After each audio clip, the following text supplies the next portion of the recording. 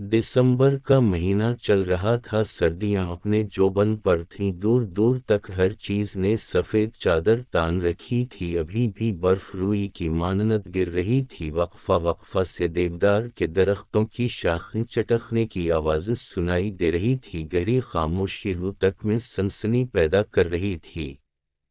मिट्टी का कुशादा कमरा जिसके बीचों बीच जलती लकड़ियों का इल्ला दहक रहा था, और इसके इर्द गिर्द हम सब दादी को घेरे में लिए बैठे थे।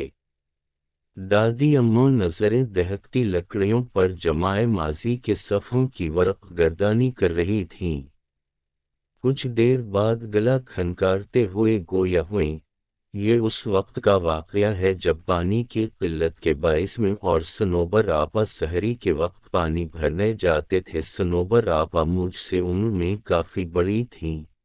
सनोबर आपा कभी अजान से पहले और कभी अजान के फौरन बाद पानी भरने के बर्तन लिए आती और हमारे घर की दीवार पर बर्तन से ज़रबे लगाती। चूंकि मेरा बिस्तर दीवार के साथ होता इसलिए मैं फौरन उठ जाती, अपने बर्तन उठाती और बाहर आ जाती।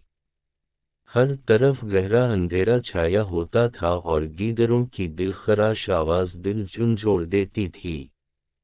दिल में ढेरों खौफ लिए हम सहज सहज कर कदम बढ़ाए जाते थे। घर तो चूंकि इस जमाना में इक्का दुक्का ही मौजूद होते थे और हमें पानी लाने के लिए तवील मुसाफत तय करनी पड़ती थी। झाड़ियों में थोड़ी सी हिलचल होती तो हमारा दिल उछल के हलक़े में आन पहुंचता। सनोबर आपा काफ़ी मजबूत आसाब की मालिक थी, जबकि मैं काफ़ी डरपोक वाक़ई हुई थी।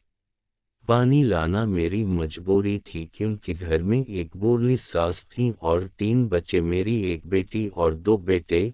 शौहर तो रोजी रोटी कमाने के सिलसिले में बाहर निकलते तो महीनों बाद ही वापस लौटते थे।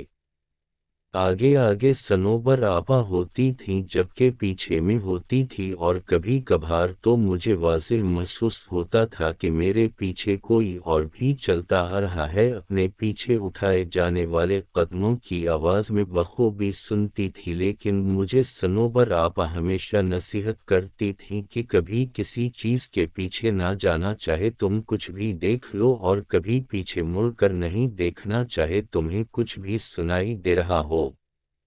मैंने उनकी बात को दिल पर नक्श कर दिया। मैं अपने पीछे कदमों की चाप सुनकर जोर से आंखें बंद कर लेती और दिल में आयतल कुर्सी का वर्द शुरू कर देती, लेकिन जब तवील सफ़र तय करने के बाद बैठने को जी चाहता तो यूं महसूस होता जैसे बिल्कुल साथ कोई बैठा है। गर्दन घुमा कर इधर उधर देखने पर सिवाय अंधेरे के कुछ दिखाई ना देता।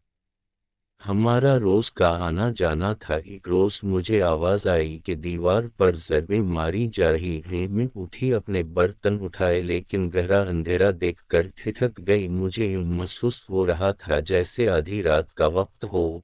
मैं बाहर गई तो देखा सनोबर आपा का दूर दूर तक कोई नाम वाओ निशान नहीं था। मैंने ये समझ कर कदम रास्ते पर डाल दिए कि वो ज्यादा दूर नहीं होंगी और मैं उन तक पहुंच जाऊंगी। गीदड़ों की आवाज़ें पल भर को मेरे कदम साकत कर देती थी। मैंने भागना शुरू कर दिया, लेकिन मैं उन तक नहीं पहुंच सकी।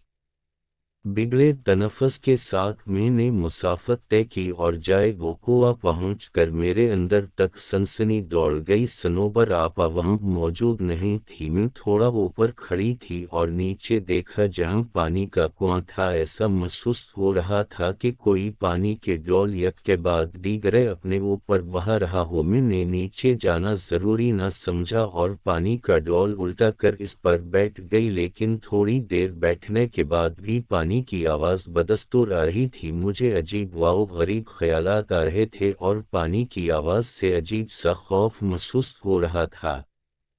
अपने पीछे किसी को महसूस किया तो मेरे जिस्म पर कपकपी तारी हो गई। मैंने लरजते हुए पीछे मुड़कर देखा तो किसी का नाम वाओ निशान भी ना था। वहां एकदम से सुनाटा छा गया। मेरी हैरत की इंतहा ना रही, लेकिन ऐन उसी जगह ऊपर घने दरख्त की शाख पर कोई अजीब सा परिंदा बैठा मुझ पर नजरें गाड़े हुए था। अजीब कस्म का परिंदा था। मैंने कभी ऐसा परिंदा नहीं देखा था। इसका सारा बदन काले बालों سے بھرا ہوا تھا۔ اس کی سرخ آنکھیں دیکھ کر میں نے دہشت کے مارے بھاگنا شروع کر دیا۔ آیت الکرسی کا ورد میری زبان پر جاری تھا اور آنکھیں آنسوؤں سے لبریز۔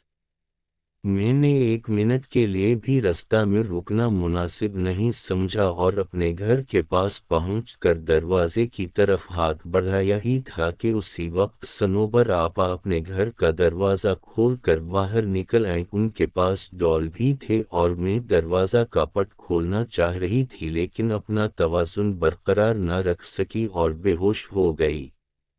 آنکھ کھلی تو دیکھا ارد گرد سب جمع تھے، صنوبر آپا کے گھر کے سب افراد بھی بیٹھے تھے۔ میں نے پانی کے لیے آواز دی تو سب لپک آئے۔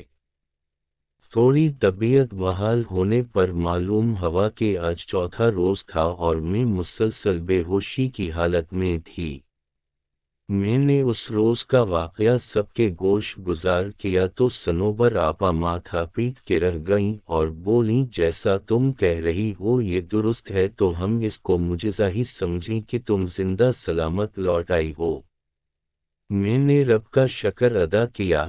آج بھی بدن پر سنسنی طاری ہو جاتی ہے جب کبھی اس پانی کی آواز اور اس عجیب و غریب پرندے کا بالوں بھرا جسم آنکھوں کے سامنے آ جائے۔